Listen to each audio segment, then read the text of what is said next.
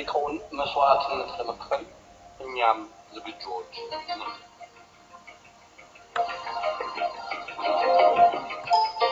ቅኝ ገዢዎችን በማሳፈር በጀግኖች ኢትዮጵያውያን ተጋድሎ ነፃነቷን ጠብቃ የኖረችውና በባርነት ስር ለቆዩ ሀገራት ፋና ወጊ የሆነችው ውድ ሀገራችን ኢትዮጵያ ዛሬ በሀገር ውስጥ ወራሪ በሆነው ህወሓት ወያኔ መዳፍ እጅ ገብታ በሁሉም ረገድ ከኢኮኖሚ እስከ ሰብአዊ መብት አያያዝ በዓለም የመጨረሻዋ የሰው ልጅ መብት ረገጣ የሚፈጸምባት ተስፋ አልባ ሀገር ተብላ ተመድባ ትገኛለች። ይህችው የቀድሞ ኢትዮጵያ በክብርና በኩራት የአፍሪካ የነጻነት ፋና ወጊ ተብላ የሚነገርላት በዚህ ዘመን በባርነት አረንቋ የኖረች ህዝቧ የነጻነት ያለህና የትውልድ የድረሱልኝ ጥሪ ኤሎዌ ለወጣት ልጆቿ ያቀረበች እየተማጸነች አለች።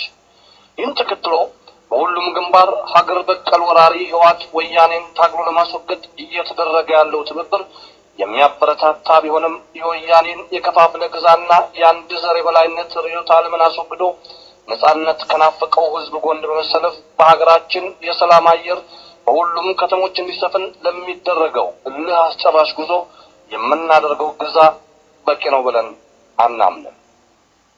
ትውልዱ ለውጥ አያመጣም በሚል እስካሁን የተደላደለውን ወያኔ ከመንበሩ ፈንቅለው ሊጥሉት ዛሬ ራሳቸውን መስዋዕት ለማድረግ ስማቸው ከመቃብር በላይ ሆኖ በታሪክ ማህደር ኢትዮጵያዊ ገድላቸው እንዲቀለምላቸው ቆርጠው የተነሱት የህዝባዊ ኃይል ታጋዮች የማማ ኢትዮጵያን እንባ በእንባቸው ሊጠርጉ መከራና ስቃይን መርጠው መሰደዳቸውን ሰሞኑን በድጋሚ አስታውቀዋል።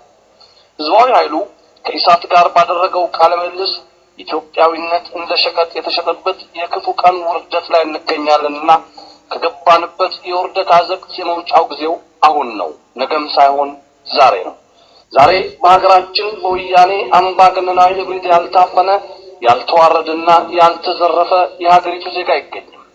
የወያኔ ሹማምንት በሀብት ላይ ሀብት በድሎት ላይ ድሎት ሲጨምሩ የአብዛኛው ኢትዮጵያዊ ዕጣ ፈንታ ግን መፈናቀል፣ መሰደድ፣ መንገላታት፣ መታሰር፣ መደብደብና መገደል ሆኗል ብለዋል። ታዲያ እኛስ ምን እንጠብቃለን? ሀገራችን ሀገር ሆና ለቀጣዩ ትውልድ ለማስረከብ ግንቦት 7 የፍትህ የነጻነትና የዲሞክራሲ ንቅናቄ ከማንኛውም ኃይል ጋር ሆኖ የድረሱልኝ ሀገራዊ ወገናዊ ጥሪ ደራሽ በመሆን በዛች ሀገር ለአንዴና ለመጨረሻ ጊዜ ወያኔን በማስወገድ የዲሞክራሲ ስርዓት ግንባታን ለማምጣት አምርሮ በመስራት ፍትህና ነጻነትን ከተጠማው ህዝብ ጋር አብሮ ሊታገል ቃል በመግባት ለጥሪው ምላሽ ይሰጣል። የማንኛውም የፖለቲካ ወይም የሲቪክ ማህበራት እንዲሁም ወጣቱ በተለይም አደገኛ በረሃዎችንና ባህሮችን በማቋረጥ ለመሰደድ ልብ እየከጀለ ያለው የሀገራችን ወጣቶች የመተባበሪያው ጊዜ አሁን ነው። በውርደት እስከ መቼ? ማንስ መጥቶ ሊታገልልን ይችላል? ስለዚህ በከንቱ ክቡር ህይወትን ከማጣት ስደትን አቁሞ ዘላለማዊ ክብር ወደሚያስገኝለት የትግል ጥሪ ይቀላቀል ዘንድ ግንቦት 7 ንቅናቄም ጥሪውን ያቀርባል። በእርግጥም ነው ድሎት ሳይሆን የህዝብ ስቃይ ጣርን የሀገር ውርደትን ማየት አላስችላላቸው የህዝባዊ ኃይሉ የቁርጥ ቀን ወጣቶች የጥቁር ደም ጥቁር አፈር የሰራቸው የአበው ልጆች የውርደትን ወላፈን በማይቆምና በሚያቃጥል የትግል ወላፈን ሊመክቱት ሊያስወግዱት ተራራ ጋራ ሸንተረሩን መርጠው ወያኔን በሚገባው ቋንቋ ሊያናግሩትና ሊጋፈጡት ቀናትን እየቆጠሩ ነው።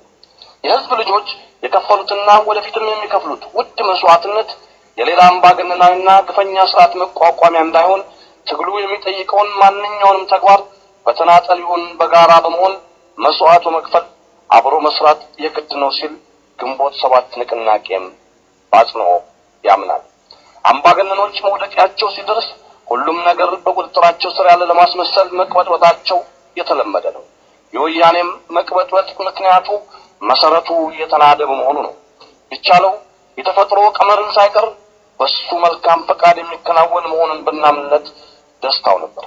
ይህ የሁሉም አምባገነኖች የመውደቂያ ወቅት መለያ ባህሪያቸው ነው። ስለዚህ ወያኔ ከስልጣን ሳይባረር አንዳችም በጎ ለውጥ ኢትዮጵያ ውስጥ ማሰብ አይቻልም። ስርዓቱ ከገባበት የምቾት ማጥ ውስጥ በስብሶ ስለተቀመጠ ከቶ ጆሮዎቹ ለሰላማዊ ጥሪ ጩኸት የተደፈኑ ስለሆኑ እያንዳንዷን ደቂቃ ሳንዘናጋ በንቃት ሁሉንም የተቃዋሚ ኃይላትን በማስተባበር ትግሉን የማቀጣጠያ ሰዓት ላይ ነን።